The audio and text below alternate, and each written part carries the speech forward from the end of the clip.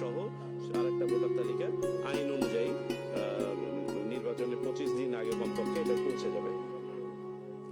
আমরা presiding officer, Khalil ভাই কেমন আছো? এবং পোলিং অফিসারের স্টক নিয়েছি আমাদের প্রয়োজন এবং মাঠ পর্যায় থেকে যে তালিকা প্রস্তুত করা হয়েছে সেটা নিয়ে। খবর দেখে কি বুঝতেছে? আর খবর, গরিব মানুষের থাকা আর না থাকা, জিনিসপত্র যে হারে দাম বাড়তেছে, মজুরি তো আর বাড়ে না রে ভাই। নির্বাচনের খবর নিয়ে কি হইব? আরে মিয়া, নির্বাচনের আগে ব্যক্তি ভালো দিনের গান গায়, অত সব বাজার দেখছেন লাগাম সারা। রফিক ভাই, আপনার খবর কি? না রে ভাই, ভালো থাকি কেমনে? জিনিসপত্রের যা দাম। হ, জানমাল নিয়ে টানাটানি শুরু হয়ে গেছে।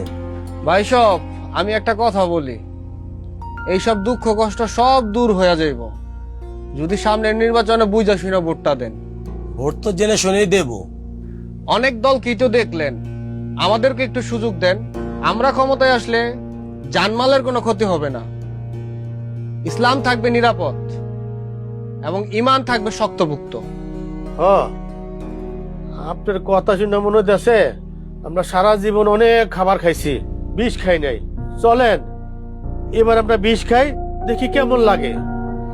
ভাই কি গুপ্ত নাকি? নিজের দলের নয় ভোট চাইতে লজ্জা লাগে? ধর্মের নাম ভাঙায় ভোট চাইতে লজ্জা লাগে না?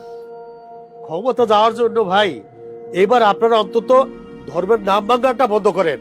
এটা মুনাফিকি। ধর্ম হচ্ছে আত্মা, বিশ্বাস, ভোটের বাজার না। ধর্মিয়া, তুমি একটু বেশিই কথা কও। শোনেন ভাই, একটা কথা বলি, দেশের সাথে যারা করে বারবার গাদ্দারি, তাদের হাতে দেব না দেশের মাটি।